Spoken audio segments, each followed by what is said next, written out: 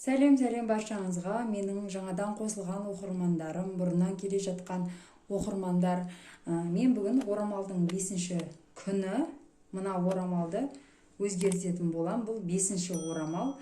Яғни бұл мрамор орамалы былтырлары мода болған. Өте әдемі, жылтырақ, бірақ мен басында енді сырғып кете берді, ыңғайсыз. Сондықтан мен бұл дайын орамалдың бір түрін тігетін болам. Міне өте жұқа, бұл мрамор материалдарының қалыңы да болады, мынау ең жұқасы. Бұған мен ішіне астар мата қолдана алатын болам. Әуелі шетіндегі кружеваларын жақсылап сөгіп алатын боламыз. Міне біз орамалымызды сөгіп алдық. Міне бөлек сөгіп алдық. Енді біз бұл орамалды тігу үшін өте жұқа болғасын астар матаны пайдаланамын деп айттым. Міне дайындап қойған астар матамыз. Осы астар матадан 2 бөлік, негізгі матадан 2 бөлікті пішіп алатын боламыз. Міне дайындап қойған лекалам. Егер лекала қажет болса, соңына дейін көріңіздер, соңында лекала қалай дайындағанымды көрсетіп кететін болам. Ең әуелі 2 матамызды, яғни орамалымызды оң жақ бетін осылай теріс қаратып қойдым. 2 бөлік сызып аламын.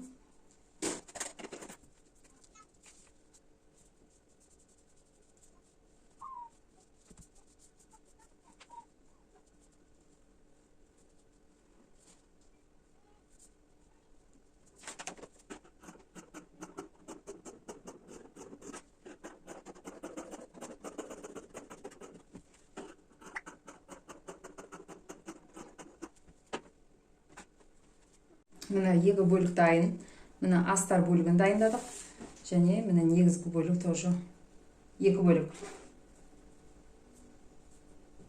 Енді бізге керекті нәрсе ол резинка. Осындай, ол 12 сантиметрді құрайды. 12 сантиметрді құрайды. Енді біз негізгі бөлікпен негізгі бөлікті, астар бөлікпен астар бөлікті қосып тігіп шығатын боламыз. Осыны 1 сантиметрге тігеміз. Және мынаны қосып тігеміз, тоже 1 сантиметрге. Осылайынан 1 сантиметрден тігіп шығатын боламыз.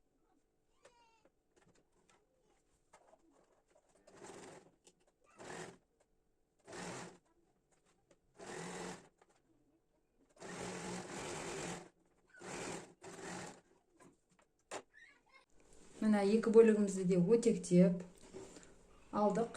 Енді артық бөліктерін кесіп тастау керек. Әуелі мынаны 2 сантиметрмен резинка кіру үшін осындай 2,5 сантиметр қылып сызып алдым. Осыны былайынан тігіп шығам. Содан кейін артық жерлерін бәрін кесіп алып тастау керек. Мынау алдыңғы жағы. Мынаның бәрін кесіп алып тастайтын болам. Мына артық жерлерін қырқып 2 сантиметр не қылатындай.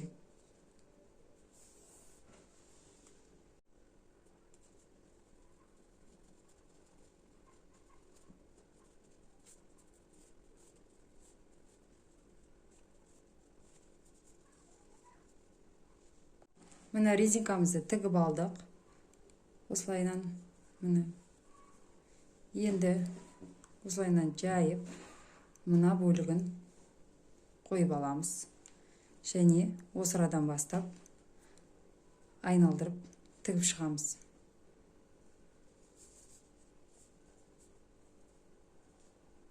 Тіккенде де мынау оң жақ бетіне, ал сол жақ бетіне сәйкес келу керек.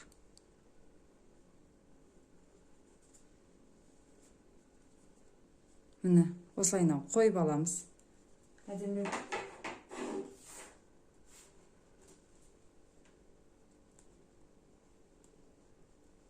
Міне. Мынау астар бөлігі бір-бірімен беттеседі, негізгі бөлік бір-бірімен беттеседі. Осыдан айналдырып тігіп аламыз. Қазір инемен қадап алам әуелі. Міне осылайынан қадап алдым. Қадаған кезде де міне негізгі мата мен негізгі мата, астар мен астар келді. Енді біз айналдырып 1 сантиметр тігеміз. Тек мына ортасынан астар бөлігінен тесік қалдырамыз. Астар бөлігіне келген кезде мынаны былай қойып, былай тігіп кететін боламыз.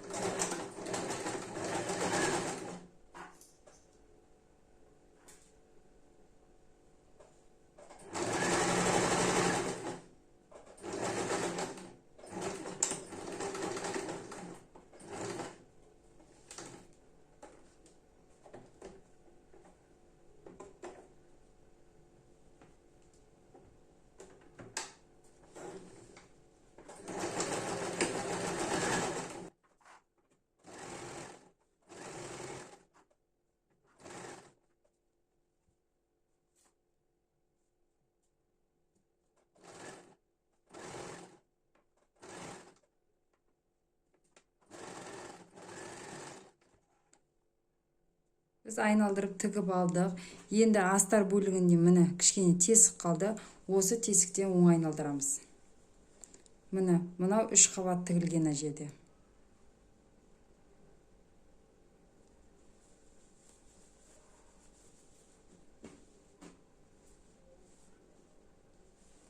Енді мына бөлікті тігіп алатынбыз. Ручной тігеміз, немесе машинканың көмегімен тігеміз.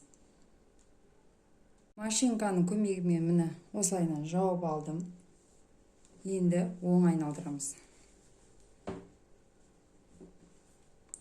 Ендігі кезекте мына жерден бұлайынан міне мынау 2 сантиметр, осыған 2 сантиметрдей, даже 4 сантиметр аламыз да, қайырғанда 2 сантиметр болу керек.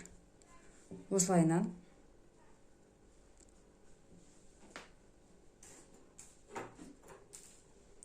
жапырақша етіп, гармошка етіп жасап аламыз.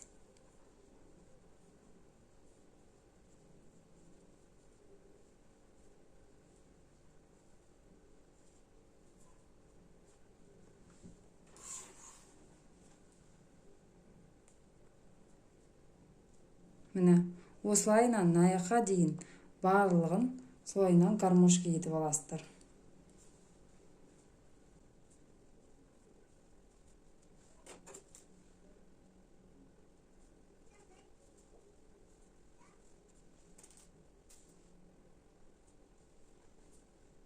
Міне осылайынан біркелкі алып, инемен қадап шықтым. Енді осы тігіс бойына, тігістің үстінен тігіп шығатын боламыз. Надан бұлай тігіп шығамыз қазір енді. Міне осылай тігіп алдым. Міне тігістің үстіне өте әдемі көрінді. Ендігі біз кезекте мынау сөгіп алған кружевамызды осыған әдемі сәнді етіп тігетін боламыз.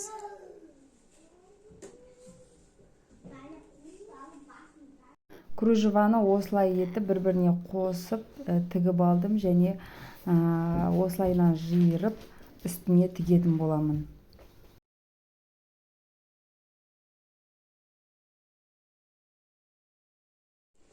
Міне осылай тігіп алып, жиыра отырып, мына жерге қондырамын.